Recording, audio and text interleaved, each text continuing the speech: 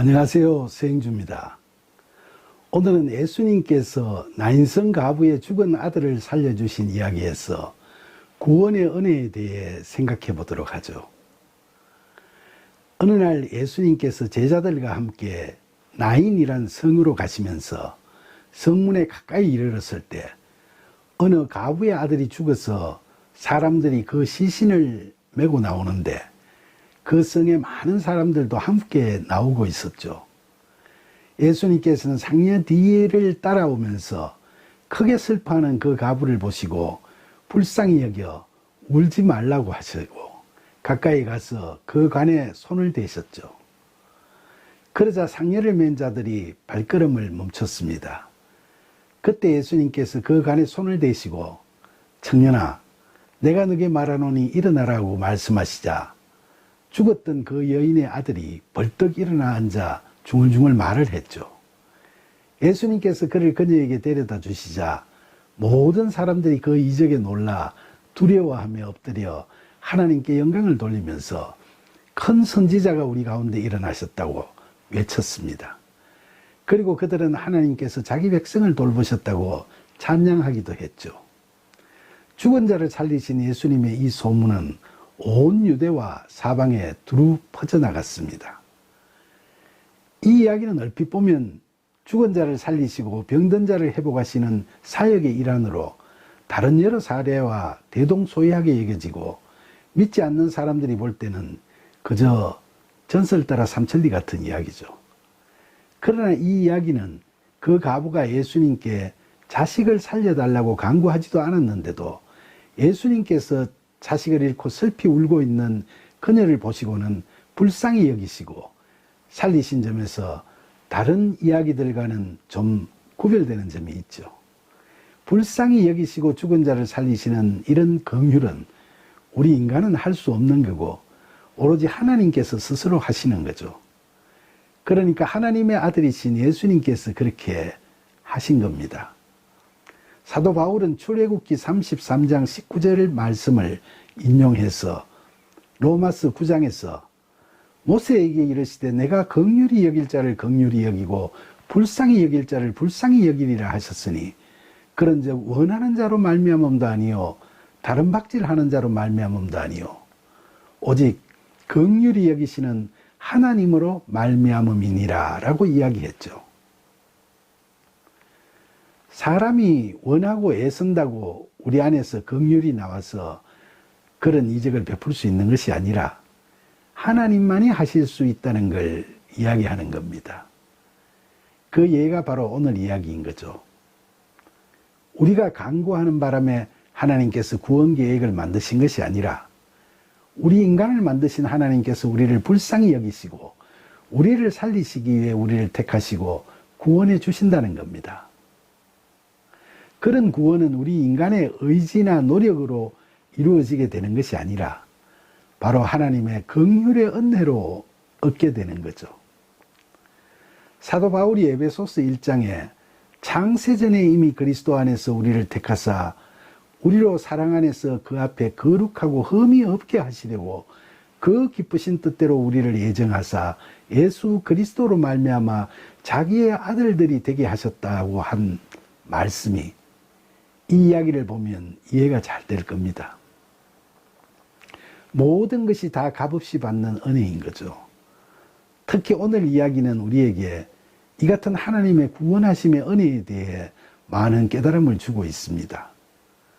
먼저 예수님께서 가신 나인이라는 마을의 이름이 히브리어인데 즐거운, 아름다운, 자비로운이란 뜻입니다. 그러니까 이 마을에 하나님의 긍휼의 은혜가 베풀어질 것임을 마을 이름에서 이미 상징하고 있는 거죠. 그리고 그 마을에 당도하신 예수님께서는 한 과부의 아들 장례 행렬과 마주치게 됩니다. 성문 앞에서 예수님을 만난 그 가부는 당시 유대 사회에서 남편을 잃은 여인들이 공통적으로 겪는 심한 가난 가운데서 힘든 삶을 꾸려나가고 있었는데 살림살 때 당장에 도움이 되기도 했고 장래에 큰 희망이 될 거로 기대도 하고 있던 젊은 아들마저 또 이렇게 떠나버리고 말았어. 삶의 의미와 소망을 송두리째 잃어버린 그야말로 이 세상에서 자기를 도와줄 사람이 아무도 없는 혈혈단신의 처참한 상황에 빠져버린 비참한 여인이었죠.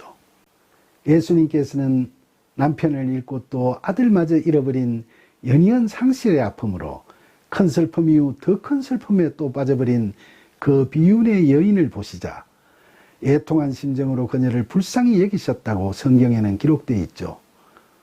원어 성경에서는 불쌍히 여기를 헬라어로 스플랑크니조마이라고 표현하고 있습니다. 이 용어의 의미는 그냥 불쌍히 여긴다는 뜻을 넘어서 그 연민의 정도가 마치 창자를 뒤틀려지게 하는 것처럼 비통하다는 뜻을 갖고 있죠. 그런데 이 가부를 보시고 불쌍히 여기시는 예수님의 이와 같은 애통하심이 바로 사랑이신 하나님께서 우리 인간을 보시고 불쌍히 여기시는 애통하심입니다. 이 이야기에서 죽은 아들은 죄의 싹은 사망이라는 바울의 말씀처럼 죄인된 유한한 우리 인간을 상징하고, 그런 아들을 잃고 슬퍼하는 가부는 죄인인 삶을 살아가고 있는 우리 인간이 겪는 처참한 고난과 시련을 상징하죠. 창세기 때 우리 인간을 만드시고 기뻐하시던 하나님께서 보실 때 타락 후 죄인된 우리 인간의 상태는 이처럼 고통스럽고 비통했던 겁니다. 그래서 사랑이신 하나님께서는 이런 처참한 상황에 빠져있는 우리를 가슴이 찢어지는 듯한 슬픔을 안고 보시면서 불쌍히 여기시고, 그런 우리를 구원하시기 위해 독생자이신 예수님까지도 십자가에서 죽으시게 되는 화목제물로 내주실 정도로 우리 인간들로서는 도저히 흉내낼 수 없는 크나크신 사랑을 베푸셨다는 걸 이 이야기를 통해 새삼 깨닫게 됩니다. 그래서 이 이야기에서 예수님께서 슬피 울고 있는 그 여인에게 하신 말씀, 바로 울지 말라라는 이 말씀은 아직도 여전히 죄인인 삶을 살아가고 있는 우리에게는 너무나도 감사한 말씀이고, 예수님의 위로하심의 은혜가 큰 울림으로 연약한 우리에게 다가옴을 느낄 수 있게 하죠. 그리고 예수님께서 그녀의 아들에게 일어나라고 하고 명하시는데, 이게 헬라어로는 에그레데티, 즉 일어나다라는 에게이로의 명령형 과거 동사로 쓰여 있죠. 이건 그녀의 아들을 예수님께서 살리시는 것이 그 순간에 즉흥적으로 하시는 것이 아니라 이미 과거에 하나님께서 살리시기로 계획하셨으니까 그 계획에 의해 행하라고 명령하신다는 걸 의미합니다. 그러니까 그 아들이 다시 살아나는 것은 사도 바울이 에베소스에서 말씀한 대로 새 생명을 얻은 구원의 은혜가 창세전에 이미 택하신 자들에게 베풀어짐을 상징하고 있는 겁니다. 그리고 이 놀라운 이적을 본 사람들이 하나님께 영광을 돌리고 예수 그리스도를 찬양하며 하나님께서 자기 백성들을 돌보셨다고 칭송하였고, 그 소문이 온 유대와 사방에 두루 퍼졌다는 이 이야기의 마지막 부분은 하나님께서 창세전에 택하신 하나님 나라의 자녀들을 구원하시는 복음의 진리가 실현되고 이 복된 소식이 온 세상에 전파됨을 상징하고 있는 겁니다. 사랑하는 여러분, 살다 보면 우리는 자신의 뜻과는 상관없이 극심한 공경에 빠지기도 하고 엄청난 상실의 슬픔을 경험하기도 합니다.